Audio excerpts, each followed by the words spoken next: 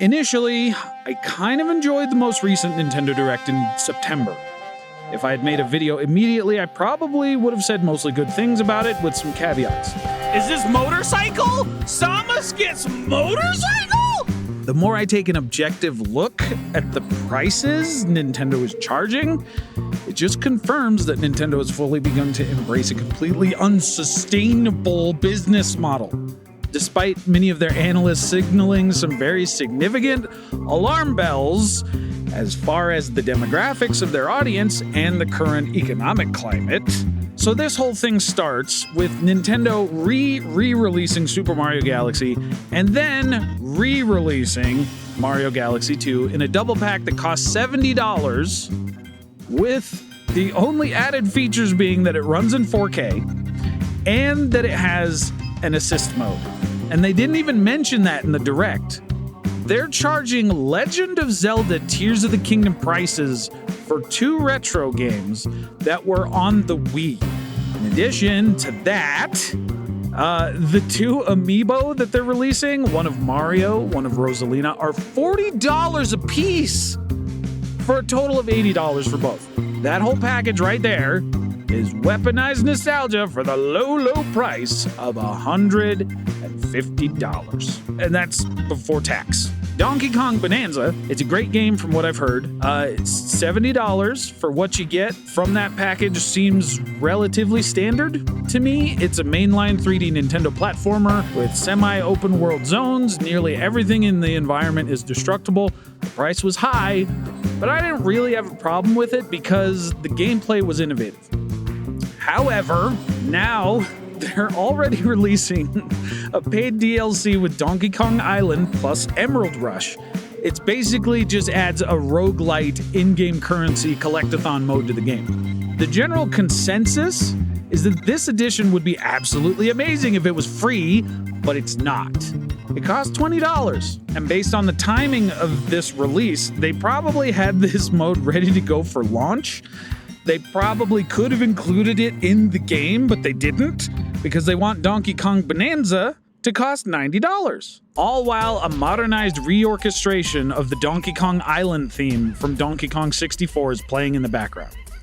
Essentially, Nintendo is price gouging us because they know that some of us die-hard Nintendo fans will pay just about any price to feed that hungry nostalgia beast raging deep within our lizard brains. And the final cherry on top, a $30 Amiibo featuring DK and Small Pauline. A grand total of $120. The next one, Pokemon ZA. Gotta get me some of that Pokemon ZA, bruh. The September 12th Direct gave us a first look at the Switch 2 version of the game for the first time, which, even with the increase in frame rate, I still don't think this game looks very good. I just don't think it's aesthetically pleasing, not at all in the same way that Pokemon Legends Arceus was. And even then, that game was a little on the rough side. We also got a release date of October 16th and a release price of, yes, $70. Oh, but you thought that the paid DLC buck stopped with Donkey Kong Bananza, huh? Well, let me tell you, partner, they also announced Pokemon ZA Mega Dimension.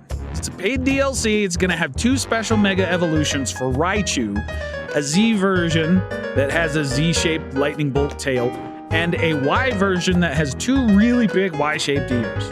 Not only are we going to be spending the entirety of our time in this game in the nostalgic streets of Lumio City from the 3DS entries, but one of the most popular mechanics that the Pokemon franchise has ever seen in Mega Evolutions is also on full tilt, with probably a good number of them, not just Raichu, being locked behind another $20 paid DLC purchase.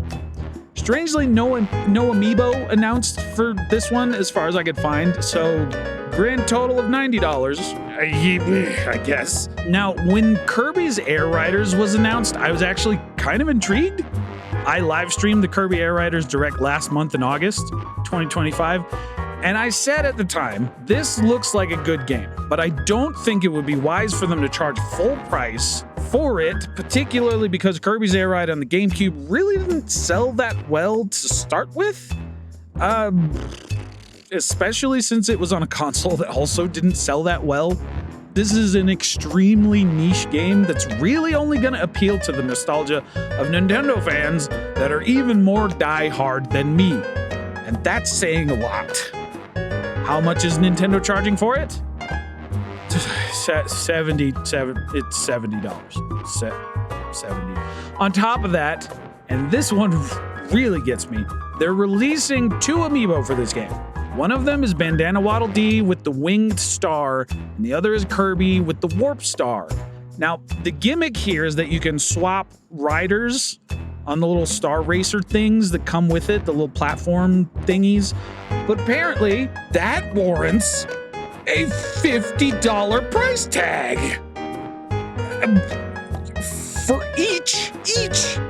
$50 each for these 2 Amiibo. To buy Kirby's Air Riders plus both Amiibo, you're looking at a price tag of $170. $170. My favorite announcement of the Direct was that Samus in Metroid Prime 4 Beyond now gets an Akira-style motorcycle. If you haven't watched Akira, it's like one of the watershed moments for anime. It was made in like the 80s, but it's still, the animation still holds up to this day. But I digress. The game also got a release date of December 4th, 2025. Thankfully, this game's coming out on the Switch 1. So I'll be able to purchase it for $60 and enjoy it that way. Because with all this price gouging, I still haven't pulled the trigger on buying a Switch 2. Ah! No! But the Switch 2 version is going to be, you guessed it, $70, plus the cost of 3 Amiibo they're releasing for the game. Varia Suit Samus, then Samus on her Akira bike, which is apparently got a name, it's called Viola, and then a Silux Amiibo. Grand total for all 3 of these is another $100. So another $170 for the full package. Okay. Hyrule Warriors Age of Imprisonment is also $70. By the look of things, they haven't announced any Amiibo for it, though apparently Japan is getting a limited edition box set. And the entire caveat with this game is that all of the story points that are included here, many people feel like they should have just been in Tears of the Kingdom, which I understand. I'm one of the few who actually enjoys the Hyrule Warriors games, not just for the story, but for the gameplay. I even had lots of fun with Hyrule Warriors Age of Calamity, despite all of its flaws. But I still understand where people are coming from when they feel that this is just a $70 DLC story add-on for The Legend of Zelda Tears of the Kingdom. What am I going to say to that, honestly? If that's not enough, this is the worst one, in my opinion. Let's take a look at this. They're adding the Virtual Boy to Nintendo Switch Online. Alongside these Virtual Boy games, they're releasing a plastic shell holder for the Switch 2 system that looks like an original Virtual Boy console on the outside. But this plastic shell has 0 hardware on the inside whatsoever. You slot in a Switch 2, and then it has 2 lenses so that you can play Virtual Boy games in stereoscopic 3D. No electronic components built into this plastic shell at all. How much are they charging for this big hunk of plastic? $100. Okay, so you don't have it in the budget to purchase this $100 hunk of plastic. Okay, here's a piece of cardboard for $25.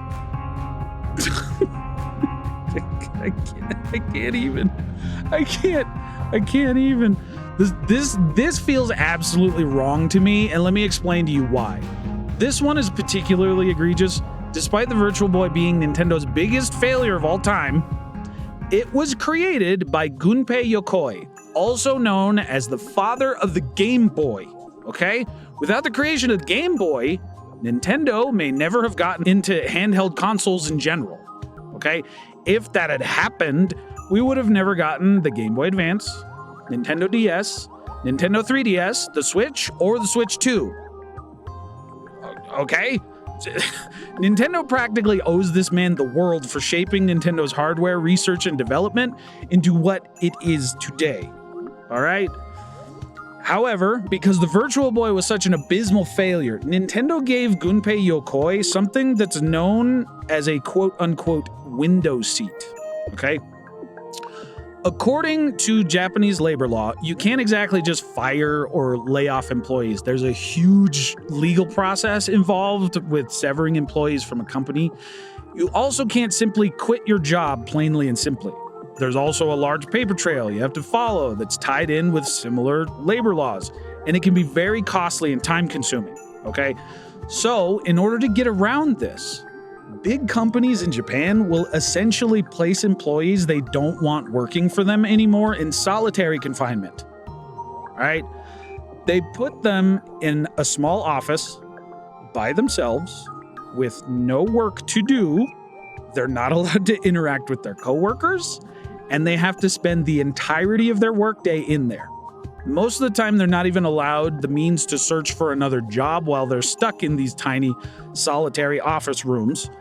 The company still pays them, though it often comes with a pay cut, and they still get lunch breaks and bathroom breaks, but it's a very strict, controlled system in a lot of these workplaces. Getting one of these window seats, and this is the biggest thing, especially in the 90s when this happened to Gunpei Yokoi.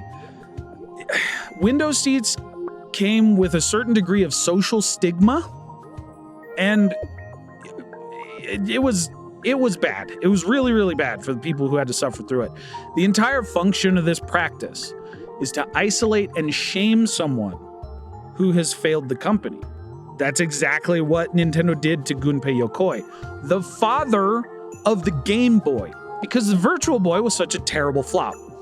And tragically, God rest his soul, he passed away soon after because he was hit by a car while he was walking home from work one day. He never even got to see the release of the Game Boy Advance, you know? Now, Yokoi-san's peers were people like Shigeru Miyamoto, Eiji Aonuma, Yoshiaki Koizumi, and Satoru Iwata. So, who knows? Maybe in some way they think that this is one of the best ways that they can honor Gunpei Yokoi's legacy. You know, make up for the terrible way he was treated in the wake of the Virtual Boy's failure in some way. At least I would like to think they have that kind of integrity. But the more cynical side of me thinks this release is just to counteract the relatively recent advent of Virtual Boy emulation on homebrew 3DS hardware. Regardless, if this is a heartfelt gesture from Nintendo's top brass or a cynical business move that creates a more convenient way to play Virtual Boy games, they're going about it in all the wrong ways. $100 for a plastic Virtual Boy shell or $25 for a cardboard holder for the Switch 2 is beyond insane. They have to know this is only going to appeal to the most diehard collector enthusiasts, and that it's barely going to sell it at all. And I haven't even gotten into the fact that back in the day when people used to play the Virtual Boy, it would apparently give them terrible migraines, and some people even threw up while playing it. That's a big reason why it was such a failure. There were a bunch of consumer reports and like bad news reporting, and the PR was just like Murphy's Law as far as the PR with this console. At the very least, they could have recolored the games, remastered them, because the laser red that these games are rendered in, I don't care if it's stereoscopic 3D. That seems like an utter nightmare to play, honestly. And like how you have to hunch. You have to hunch in front of the console, like it's terrible. It's awful.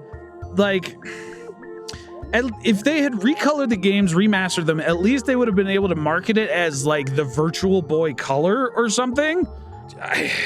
As it's being released right now, this whole Virtual Boy thing feels particularly wrong. It just feels wrong, both ethically and from a business standpoint.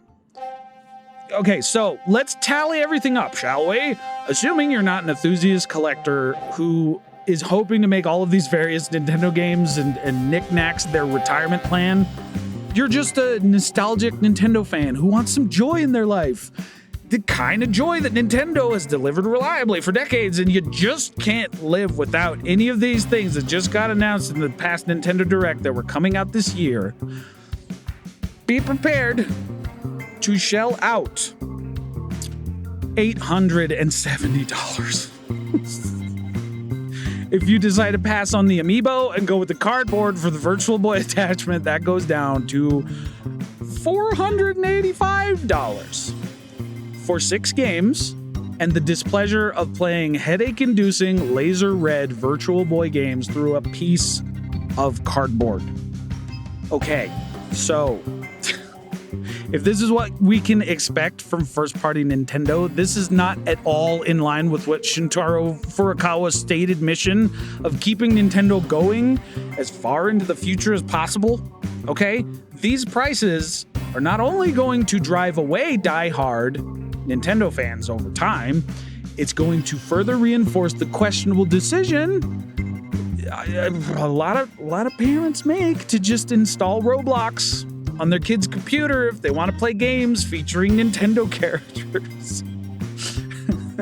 Because the copyright infringement on that platform is absolutely rampant. Like, it's insane. You can find, like, entire remakes of Nintendo games on there. They're burning the candle at both ends. They're disenfranchising fans that have been with them for decades while simultaneously pricing out an entire younger generation of potential players who are instead opting for free, garbage mobile games and Roblox. All right. The first time I heard the term weaponized nostalgia used was in a video by a YouTuber that goes by the name of the background NPC. While I was hesitant to agree with her at first, I can feel the weaponized nostalgia radiating from Nintendo deep in my bones at this point. All of these examples I've given from the Nintendo Direct are just prime examples of it. As someone who's been a diehard Nintendo fan for decades, I simply can't justify this anymore. When the current president of Nintendo of America, Doug Bowser, said that Nintendo products are now luxury items, I mean, at least he was being honest. The problem here is that Nintendo has always marketed itself as a company that is wholesome, approachable for everyone. But these prices are about as far as you get from all three of those things. They are greedy, they are unapproachable, and they are for people in high tax brackets who can afford luxury items. Even influencers who make a full-time living playing and reviewing these games and doing unboxing videos of these Amiibo are saying that this is too expensive for them. And they get to write it off on their taxes at the end of each year. I don't know what to say. This entire business strategy that Nintendo is going full steam ahead with is unsustainable. It's only a matter of time before diehard Nintendo fans, like me, who have basically been playing and enjoying these games for their entire lives, simply can't afford to reward them anymore. Can't afford to reward them for it, even if we want these games so bad. This is why franchises like Metroid, which established the entire Metroidvania genre, can't seem to clear 3 million copies. And an indie Metroidvania like Hollow Knight has soared past 12 million. And that's not even to mention how Hollow Knight Silksong crashed every single online gaming storefront in existence.